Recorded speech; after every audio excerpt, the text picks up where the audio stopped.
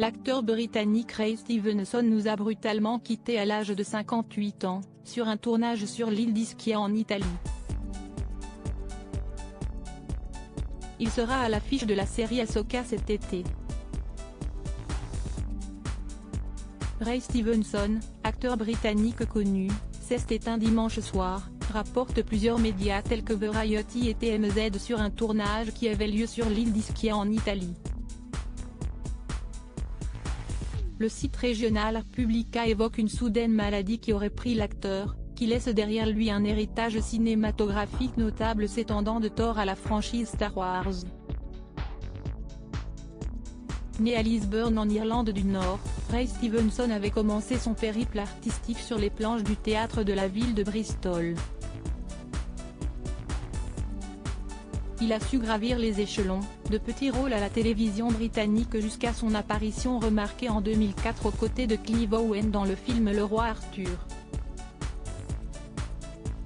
Siesti ensuite son rôle de Titus Pullo dans la série HBO à gros budget Rome qui lui a valu une consécration internationale.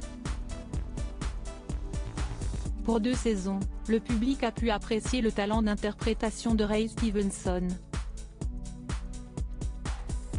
Son jeu d'acteur a apporté une profondeur unique à son personnage, et a ainsi propulsé sa carrière à des niveaux sans précédent.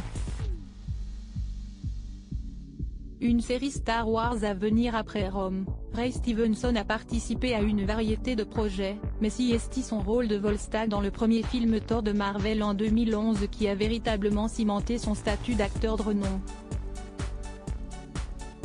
Il a participé aux 2 opus suivants, Thor, Le Monde des Ténèbres, et Thor, Ragnarok.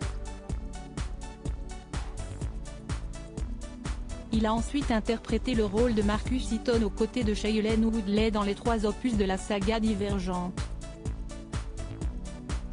Le dernier film dans lequel il a joué, RRR, un drame historique et musical réalisé par S.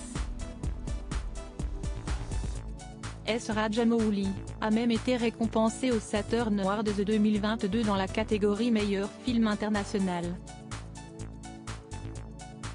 Mais sa carrière n'était pas encore terminée, Ray Stevenson était très présent dans l'univers Star Wars, et prête vie à un des antagonistes de la prochaine série dérivée de l'univers, Ahsoka. Malheureusement, l'acteur ne pourra pas voir la première de la série, qui devait sortir avant la fin de l'année.